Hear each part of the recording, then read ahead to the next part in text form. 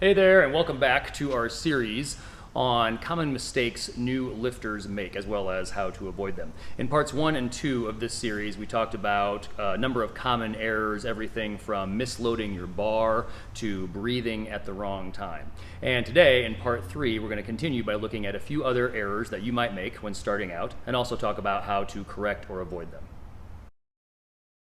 First up, loading or unloading your bar by more than 145-pound plate difference per side. And this pretty much applies to the squat, the bench press, and the press specifically. If you've ever seen a cartwheeling bar, a bar that starts to flip because it's been loading asymmetrically, you know that this is a pretty disastrous occurrence. And if you haven't seen it, great.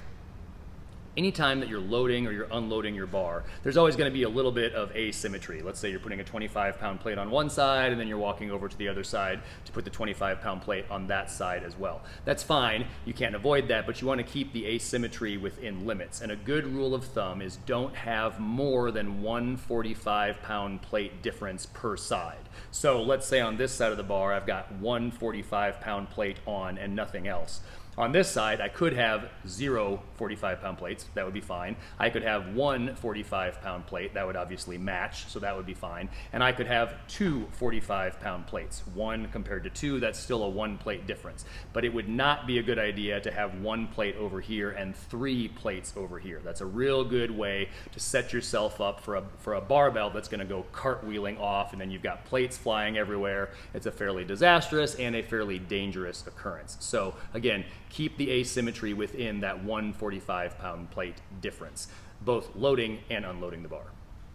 Next up, letting go of the bar between reps on the deadlift.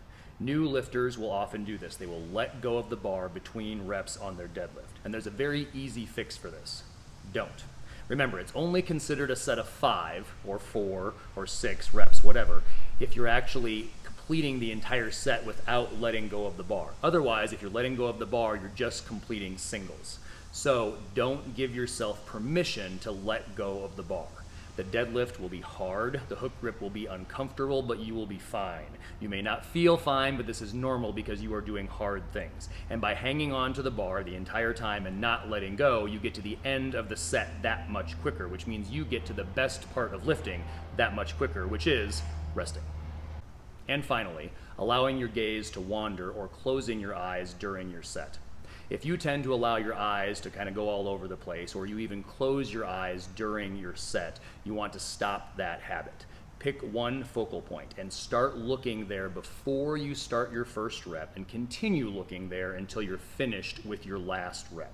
Use your warm-ups for practice. Don't look somewhere else while you're performing a rep, and don't even look somewhere else in between reps. If necessary, put a mark on the wall in front of you for while you're pressing, or put a small plate or something like that on the floor in front of you while you're squatting. One focal point.